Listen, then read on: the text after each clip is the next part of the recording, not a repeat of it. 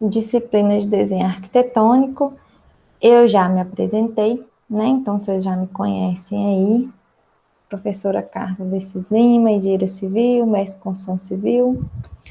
Gente, a ementa da disciplina eu também já apresentei para vocês. O objetivo também já consta lá no plano de ensino e cronograma da disciplina, que está lá na sala virtual. Então, vocês podem consultar lá também quando desejarem. Agora, introduzindo aí a disciplina de desenho arquitetônico, eu queria fazer um recorte histórico aí em relação a essa disciplina. A moradia, né, a casa, ela faz parte da história do homem. Uma casa, um lar, né, faz parte do homem se sentir seguro. Então, é uma questão tanto de proteção quanto de realização. No início, aí, nos tempos aí das cavernas, conforme a gente pode ver nessa primeira figura aí, a casa, né, antigamente, aí, como as cavernas, para esses homens, era sinônimo de proteção, para proteger dos animais, dos perigos, né? E aí, só que com o tempo, o homem, ele foi, conforme o homem foi evoluindo, a gente pode ver que essa moradia, a casa, também foi evoluindo. Então, aí já começou para a casa de pedra, né? Como essa segunda figura aí, a casa sobre rochas, que a gente vê que já tem uma abertura, um jeito, assim, mais de casa, né? Então, assim, a gente vê que o homem ele vai buscando mais um conforto através dessa casa. Nessa terceira imagem, a gente já vê uma casa com telhado, com material diferente, com porta, né? Mesmo que é mais simples, de pedra, mas a gente vê que esse conceito de casa, ele foi evoluindo ao passar do tempo. Aí na quarta imagem, a gente já vê uma casa maior, com janelas, também já com a cobertura mais simples, só que também a gente vê essa preocupação com a proteção já evoluindo em relação ao conforto. Nessa quinta imagem, a gente já vê uma casa aí já com acabamento melhor, com uma preocupação em relação à estética, né? Até de estar mais arrumada, mais bem apresentável. E aí chegamos nas casas contemporâneas aí. Estilo contemporâneo, né? Que é esse estilo que a gente vê aí nessa última imagem, que hoje, olhando para essa imagem, olhando para essa última imagem, a gente vê que a casa, para o homem hoje, é muito além de proteção, né? De só proteção. Apesar que a casa é um ambiente onde as pessoas, elas devem sim se sentir protegidas, se sentir seguras. A casa, gente, é uma realização pessoal, é o sonho de muitas pessoas. Então, um projeto arquitetônico, uma moradia, vai muito além de somente técnicas, de somente desenho em si. Tem todo um estudo aí por trás, até do comportamento humano, para a gente entender e projetar, né, uma moradia de forma que atenda às necessidades daquela família, daquela pessoa que vai morar ali. Então, infelizmente, a gente não tem esse tempo, né, no curso de técnica de edificações, no curso de engenharia civil, para aprofundar nessa questão do comportamento humano voltado para a moradia, voltado para a arquitetura. Então, a gente vê aqui de uma forma bem geral, né? O foco da disciplina é mesmo o desenho em si, os traços, né? A planta baixa, o projeto arquitetônico em si. Mas eu só queria que vocês tivessem essa ideia de que um projeto arquitetônico, uma moradia, vai muito além de somente traços, ok? Muito além de papel. Conforme eu mostrei, considerando toda essa evolução aí do homem, essa evolução da moradia, a gente consegue perceber o significado que a moradia, que é uma casa, tem para uma pessoa, né? E a gente sabe que esse significado, esse valor é muito grande ocupa um lugar aí muito especial no coração e na vida dessas pessoas.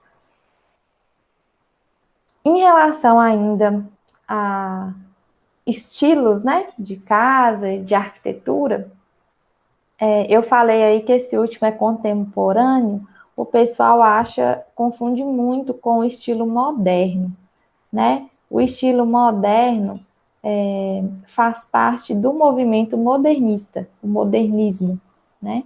Então, quando a gente vê esses projetos aí, que é o que está utilizando na atualidade, é como se fosse o que está na moda, né? É o projeto, são projetos, são inspirações contemporâneas, é o estilo contemporâneo, ok?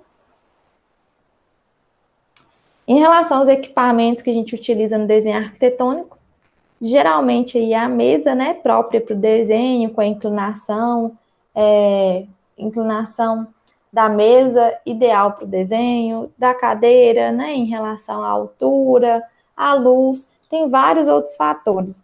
Só que eu nem vou me apegar a isso, porque a gente está em um momento aí totalmente atípico, né, de pandemia, então cada um vai se adaptar com o que tem em casa. O importante é vocês escolherem um lugar confortável, onde vocês fiquem com a postura confortável, onde a superfície também onde vocês vão apoiar o papel seja lisa, tá? Isso também é importante. Ah, mas a mesa que eu tenho em casa, ela tem uns fris, elas têm é de madeira, tem umas juntas, uns buraquinhos. Você pode até pegar aí não sei, né? Mas talvez você consiga algum pedaço de tábua mais lisa e apoiar por cima da mesa. Mas tem que ficar mais firme, né? Então pode, eu não sei, mas talvez se tiver por exemplo, alguma mesa mais velha em casa e puder bater, por exemplo, um prego, você pode fixar essa superfície ali. Aí vocês que vão adaptar. Gente, eu falo isso aqui porque eu não conheço a realidade de vocês, né? Então, talvez todo mundo pense assim, mas todo mundo tem uma mesa lisa em casa, todo mundo tem uma mesa de vidro em casa, e eu não posso falar que todo mundo tem, porque eu não conheço a realidade, né? Então, não pode generalizar. E é importante também, quando vocês forem procurar um lugar para desenhar, procurar um lugar que não dê sombra na lapiseira. Em questão da iluminação, é isso, ó. Por exemplo, eu vou desenhar aqui assim, então a luz tem que vir de cá, ó. Porque aí na ponta da lapiseira aqui vai estar iluminado, não vai ter sombra. Agora, se eu for desenhar aqui, ó, vocês estão vendo aí, né, a lapiseira? Se eu for desenhar com a lapiseira aqui, e a minha luz vir de cá, ó, do lado aqui direito, ó, vocês estão vendo aí no vídeo. Se a minha luz vem de cá, na ponta aqui vai ter a sombra da própria lapiseira e da minha mão. Então, atrapalha, ok? Então, quando forem procurar um lugar para desenhar, lembrar dessa questão da iluminação, tá? A ponta da lapiseira não pode dar sombra, porque te atrapalha no desenho. Beleza? Os materiais mais utilizados, e que, inclusive, alguns têm lá no Instituto Federal, mas eu também não sei o que vocês têm em casa, né? O que vocês podem adquirir, aí nesse caso também vai depender muito do professor, mas vou falar os materiais mais utilizados, que é a régua T, a régua graduada aí, né? A régua comum mesmo, eu gosto muito desse de alumínio, mas tem que ser uma régua graduada, sem aqueles frizz, sem aqueles defeitos, né? E a régua, ela não é para traçar, ela é para você medir, né? Na hora do traço, nós utilizamos a régua T. Ou então, as mesas no instituto, ela tem a régua mesmo fixa, né? A régua nas linhas guias. Então, ali fica também até mais fácil de utilizar. Os esquadros aí, geralmente esquadro de 45, 90, 30 graus, escalímetro, transferidor, compasso. O compasso a gente utiliza muito no projeto arquitetônico para fazer as portas, tá? Tem outras funções também, igual os círculos dos níveis, mas aí para as portas faz muita diferença. Lapiseira, geralmente 0,3, 0,5, 0,7, 0,9. A borracha, aquela livre de borrões, né? A dust free aí, que é aquela borracha que não borra. Então é importante também. Eu tenho também essa borracha, gosto de usar ela até no dia a dia, assim, porque eu não gosto, né? Que fica borrado. Mas também não sei quem vai conseguir achar. Aqui em Januário teve uma época que estava em falta. Não sei onde que vocês, né, estão, então, se não tiver, não tem problema. Vamos trabalhar com o que tem, mas assim, o acabamento do desenho fica melhor. E a lapiseira também vai depender. Geralmente eu priorizo a que os alunos já possuem, né? Assim, que eu falo, já possui, assim, infelizmente não tem como a gente desenhar de acordo com a norma, de acordo com o que pede, só com o 07, por exemplo. Mas, geralmente, os alunos, quando chegam em desenho arquitetônico, eles já fizeram um desenho técnico. Então, eu vejo quais as lapiseiras que eles adquiriram no desenho técnico e a gente tenta aproveitar essas lapiseiras. Até porque a gente vê o desenho arquitetônico aqui, aprende a traçar, mas eu acho que o principal objetivo dessa disciplina nem é o traço em si, é a percepção, o entendimento do que é um projeto arquitetônico e do desenho do projeto para vocês conseguirem projetar em outros softwares, em alguns softwares, por exemplo, AutoCAD, no Revit, né? Não tem como você pegar um AutoCAD, pegar o Revit, que são softwares utilizados para elaboração de desenho de projeto arquitetônico, muito utilizados, e aí até o SketchUp também, se você for utilizar, e você não ter uma noção de desenho arquitetônico, você vai ficar perdido. Então, o objetivo principal dessa disciplina, eu considero que é você entender sobre o desenho arquitetônico para quando você for e projeto arquitetônico, para quando você for para essas disciplinas, você preocupar em aprender só o software, porque você já vai saber fazer uma planta baixa, você já vai entender, visualizar um corte, uma fachada, um telhado, né? Então, isso é muito importante, essa percepção, tá? Então, com essa disciplina, o que eu quero muito, assim, de vocês? Que ao final da disciplina, quando vocês virem, por exemplo, uma planta baixa, vocês já consigam imaginar os cortes. Quando você vê uma obra, você já consegue imaginar na sua cabeça ali a fachada frontal, a fachada lateral, o telhado, porque isso é automático para a gente. Para a gente que é da área de construção civil, né, que fez um curso de técnica de edificações ou de engenharia civil, isso é automático. Quando você olha ali para uma planta baixa, na sua cabeça, você consegue visualizar ela toda em 3D. A fachada, né, como se fosse real, o corte. Então, é isso que eu espero muito de vocês aqui, nessa disciplina, que vocês tenham essa percepção, essa visão, desenvolva principalmente essa visão tridimensional aí, tá bom? As folhas que a gente mais utiliza, a 0, a 1, a 2, a 3, a 4, lembrando que a 3 é o dobro da 4, a 2 é o dobro da 3, né, e assim por diante. Lembrando que as margens também podem variar, a largura do carimbo também, a espessura das linhas das margens variam de acordo com o formato da folha. Nem vou entrar muito nisso, porque vocês já viram isso no desenho técnico. Posicionamento do papel, aí lembrar que, olha essa figura aí, gente, é importante fixar o papel na superfície que você vai trabalhar, e acho que dá para ver aí, deve estar pequeno, mas dá para ver. Observando essa imagem aqui, vocês podem verificar que o papel, ele está fixado, e geralmente a gente utiliza fita crepe, né, para fixar. Veja que a fita crepe, ela está no sentido aí diagonal, tá vendo? Isso é importante porque se você coloca a fita crepe reta, paralela à linha do papel, quando você vai tirar a fita crepe, tirar a folha da superfície, ela tende a rasgar. Então, toda vez que vocês forem, deixa eu ver se eu vejo aqui, né?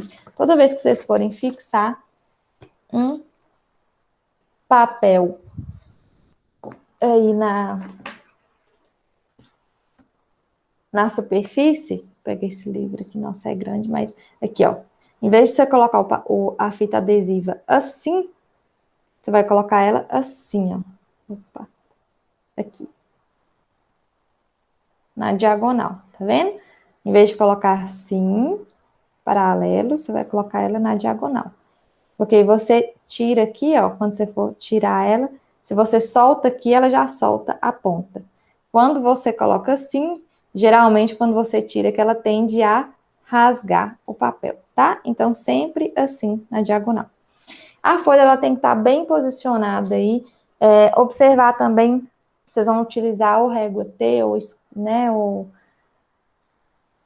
não sei os instrumentos que vocês têm em casa, mas tente improvisar aí se não tiver, mas é importante também que a régua ela fique fixa em algum lugar para você ter esse deslocamento da régua sem comprometer a questão do esquadro, né? A questão do posicionamento mesmo da régua.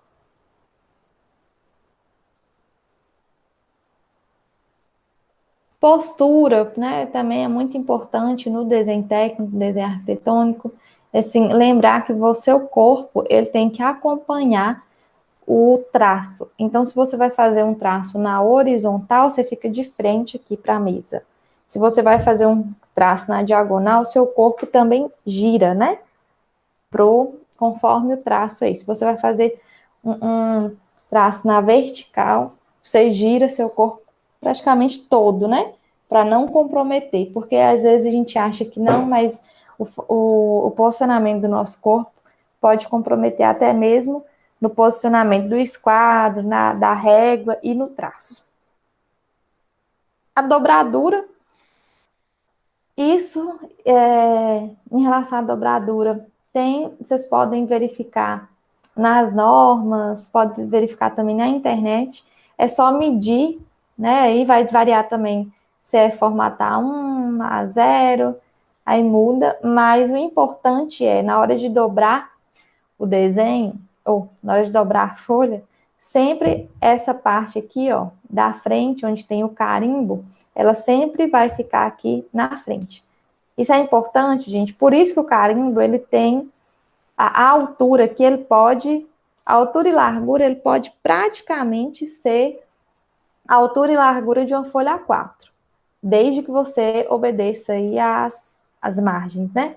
Por que o limite aí é a folha A4, considerando as margens? Porque quando você dobra o papel, vai ficar no tamanho da folha A4. Então, para você arquivar aquilo ali, como fica do tamanho da folha A4, de frente ali tem que ter o carimbo, porque o carimbo ele tem todas as informações do projeto. Então, imagina que você tem no escritório vários projetos, amém, né? Que vocês têm vários projetos, vários clientes, e aí você vai procurar um projeto de um cliente seu. E aí você dobrou de qualquer jeito aquele projeto, e aí você tem que, ou então você colocou o carimbo no lugar errado, ou o carimbo ficou dobrado na hora de dobrar a folha. E aí, para você achar o projeto daquele cliente, você vai ter que abrir todos os projetos para procurar o nome do cliente, ou olhar ali para você reconhecer o desenho. Sendo que se você dobrar e deixar o carimbo na frente, como é o correto, você vai pegar os projetos independentes. Você pode ter vários projetos. Você vai olhar ali, na hora que você olhar na frente no carimbo, vai ter o nome do cliente, o endereço da obra. Então, não precisa nem abrir. Até porque se a gente ficar abrindo e fechando, a folha, ela vai desgastando nas dobraduras, né? Então, isso também vai desgastando o projeto. Aí, em obra não tem como, né, gente? Em obra, geralmente, a gente tem que imprimir o projeto, depois imprime de novo, porque vai sujando, vai dobrando de qualquer jeito, molha, nossa, enfim, é uma confusão.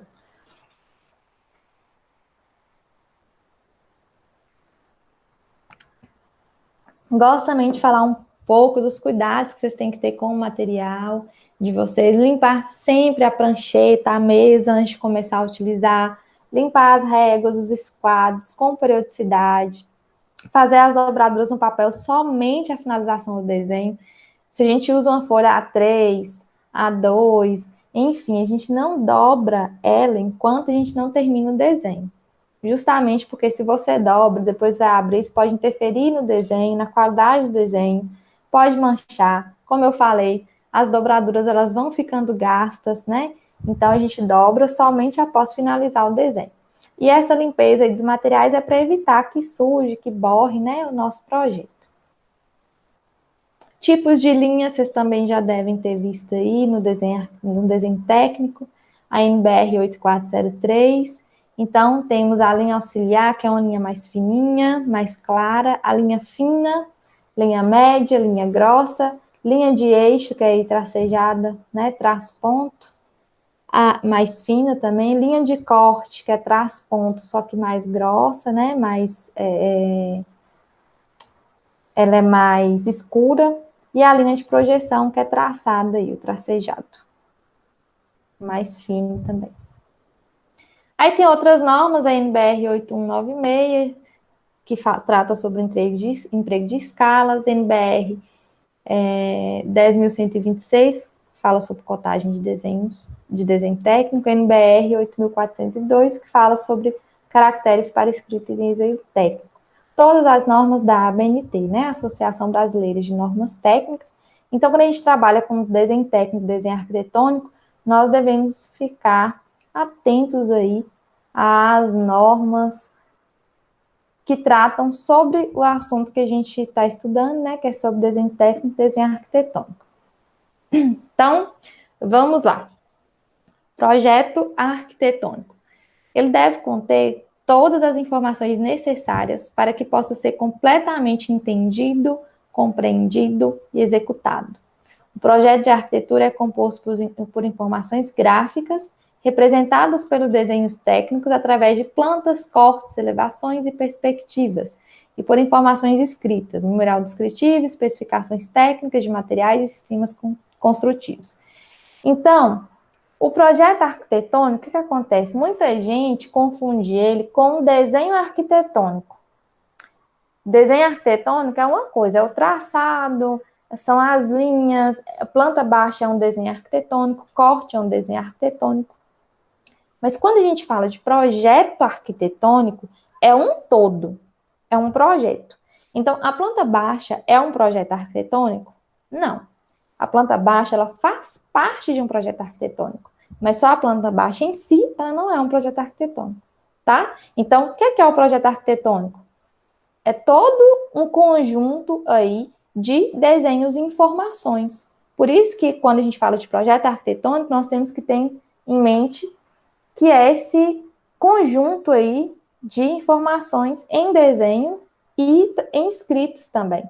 Por exemplo, planta, corte, fachada, perspectiva, né? Então aí, planta baixa, planta de cobertura, planta de situação, planta de locação, corte longitudinal, corte transversal, fachada frontal, fachada lateral, fachada posterior. Então, isso aí constitui o projeto arquitetônico, mais ainda o memorial descritivo e até mesmo especificações técnicas de materiais e sistemas construtivos. Então, o memorial descritivo, ele pode vir ali contendo os materiais que vão ser utilizados nesse projeto e também até a técnica de execução, né? Então, um projeto arquitetônico mais completo, tá? Então, só para garantir que fique bem claro, somente planta baixa não é projeto arquitetônico. O projeto arquitetônico, ele é composto por várias coisas aí que eu já citei, tá bom? E planta, quando você fala planta, não quer dizer só planta baixa, porque nós temos diversos tipos de planta. Planta baixa, como eu falei, planta de telhado, planta de locação, planta de situação, planta de telhado ou planta de cobertura, né? Tá? Então, quando fala plantas, são várias plantas. Não confunda. Aí nas plantas, visualiza o que acontece nos planos horizontais. Então, sempre que a gente falar planta, então planta baixa, cobertura, telhado, planta de situação é no plano horizontal. E já o corte e elevação é no plano vertical, né? Aí, então, quando a gente cruza essas informações, a gente tem uma noção, a gente consegue visualizar o volume que vai ser construído. Então, quando a gente tem a planta baixa, planta de cobertura, locação, enfim, as plantas, né, que é no plano horizontal, e os cortes ou fachadas, elevações que são no plano vertical, a gente consegue ter essa noção da construção como um todo, tá? No projeto arquitetônico, gente, ele tem que ser muito detalhado, ele tem que ter muitas informações, porque, como eu falei, ele tem que servir para leitura e execução. Então, por isso que tem norma também para projeto arquitetônico. Já pensou se não tivesse norma, se cada um fizesse o que quisesse, da forma como quisesse, representasse o que quisesse, no projeto arquitetônico, a bagunça que seria? Tem que ter as normas para padronizar, de forma que aqui, qualquer lugar aqui que eu for, eu pegar um projeto arquitetônico, eu vou saber o que tem ali, eu vou saber o que representa uma janela, eu vou saber aquelas medidas ali de cota, o que significa, medida de esquadria, né, de janela, porta, eu vou saber também o que vem primeiro, o que é o peitoril. Nossa, são tantas informações, só que como é padronizado, vai se tornando automático, porque você aprende e você carrega aquela informação consigo, de forma que qualquer projeto que você pegar, você vai saber ler, interpretar e executar, né? Executar, assim, considerando não estou falando aqui de capacidade técnica de obra, viu, gente? Mas, assim, na execução, para você ler o projeto e saber como colocar aquele projeto em prática. Por isso que tem que ter todas as dimensões no projeto arquitetônico, as designações, né, os cômodos, áreas, pés direitos, níveis, essas informações elas têm que conter. As áreas aí, as medidas das esquadrias, né, das portas, janelas, as linhas, é importante que elas sejam diferenciadas, até porque para a gente ter essa noção, é a melhor visualização do projeto, por isso que a gente tem linha fina, linha tracejada, que imagina você pegar um projeto arquitetônico com as linhas todas iguais, fica muito difícil a gente ter essa visão, fica muito sujo, muito bagunçado o projeto. Então, por isso que tem toda uma organização aí para o projeto que faz muita diferença na apresentação do produto final, tá? E como começar um projeto arquitetônico? Vocês vão estudar um pouquinho disso na unidade 3, mas eu não poderia deixar de trabalhar isso com vocês.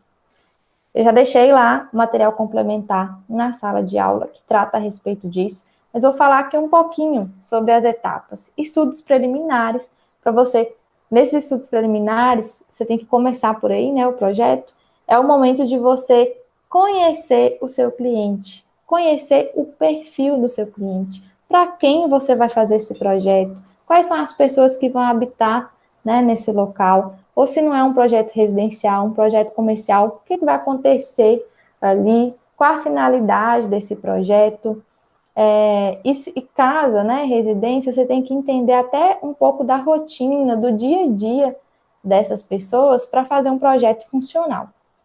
Aí caberia também um outro curso, né, paralelo à disciplina de desenho arquitetônico, só para a gente estudar sobre o projeto de necessidades, o projeto de necessidades de cada cliente, de cada pessoa, tá? O anteprojeto, que é você fazer como se fosse um rascunho do projeto. Então, nesse anteprojeto, você não vai precisar fazê-lo muito detalhado, porque esse anteprojeto serve para você apresentar para o seu cliente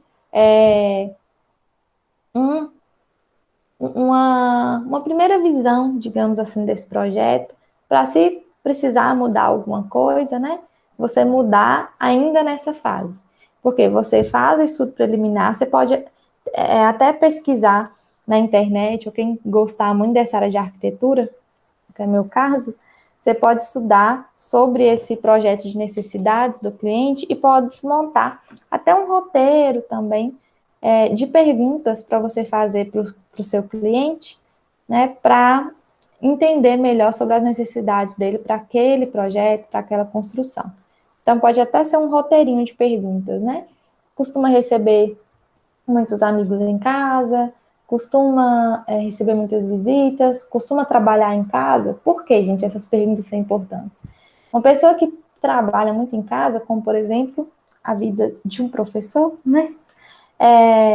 Essa pessoa, ela tem que ter um escritório em casa, um espaço, assim, reservado, específico para isso, né?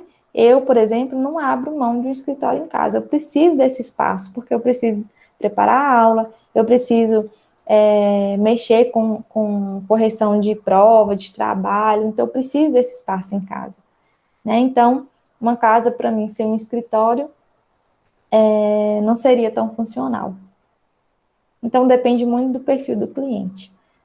Cliente que recebe muita visita, você tem que ter uma área gourmet ali, bem projetada para atender às necessidades desse cliente, né? E se o cliente não recebe tanta visita, não gosta, né, de receber amigos em casa, não gosta muito disso, você pode ter somente uma área menor ou uma cozinha que atenda ali, uma cozinha bem elaborada, mas que atenda esse cliente, enfim, né? Se o cliente gosta de praticar esportes em casa, tem que ter mais espaço, talvez no quintal. Então, assim, cada pessoa, ela traz, cada família, cada pessoa, ela traz suas necessidades consigo. Então, por isso que é importante o estudo preliminar, para a gente entender as necessidades do nosso cliente, da pessoa que a gente está trabalhando, tá bom? Então, o anteprojeto aí, você vai mostrar a ideia como se fosse um rascunho, mas bem feito, né, para esse cliente. E se você tiver que mudar alguma coisa, você vai mudar ali até essa fase de anteprojeto, que já é mais simples, você ainda não fez tudo. E aí nós vamos para a fase do projeto mesmo. E aí também ainda dá para mudar algumas coisas nessa fase. Mas aí vamos depois para os detalhes e projetos complementares. Então aí talvez nesses detalhes já a maquete em 3D dessa casa, os projetos complementares são elétrico, hidráulico, hidrossanitários, estrutural, projetos de detalhamento de interiores. Então, já pensou, depois que você fizer tudo isso, o cliente falar que quer que muda um cômodo, muda um banheiro de lugar, muda um cômodo de lugar, tira um cômodo e coloca outro. Você já fez todos esses projetos, gente. Você tem que mexer em tudo, estrutural, elétrico, hidrossanitário, de interiores, dá muito trabalho. Então, sigam esse passo a passo aí, pelo menos esses passos aí, para vocês não terem problema em relação a até serviço, né, jogado fora, tempo perdido, e que tem uma relação boa com o seu cliente, porque isso também faz diferença, né? Se a gente respeita aí esse passo a passo, nossa relação com o nosso cliente tende a melhorar, porque a gente dá esse espaço para ele mudar o projeto, a gente dá esse tempo para ele se visualizar, né? Conseguir visualizar morando naquele lugar, morando naquela casa, ou então trabalhando naquele local. Então, isso é muito importante. Geralmente, eu trabalho com atividade de dispersão na sala de aula, sobre isso. E eu queria muito que vocês fizessem isso também aqui, tá? Como que é essa atividade? Essa atividade, você vai escolher um colega da sala de aula de vocês. Aí, se não tiver o colega, pode escolher alguém da família, tá? Mas aí, se quiser com o colega, não tem problema, só não encontrar presencialmente, né? Dá para fazer até pelo WhatsApp mesmo.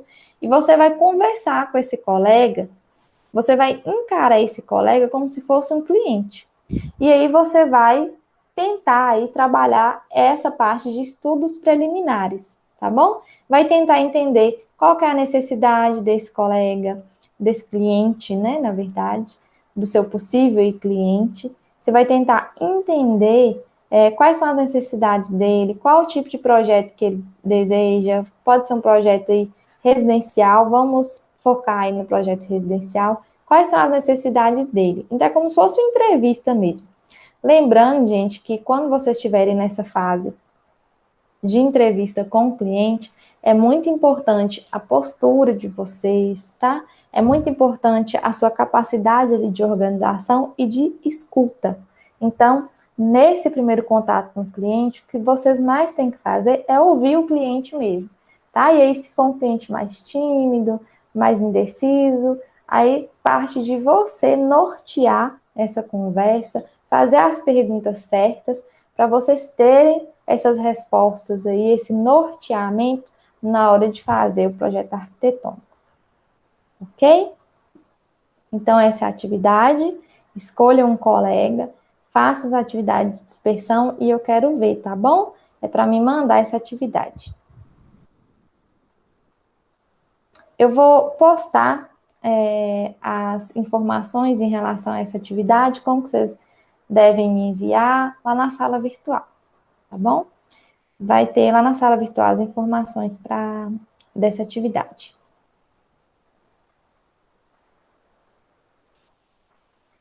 Muito obrigada pela participação de vocês e desejo um dia, uma boa semana. Qualquer dúvida, estou à disposição.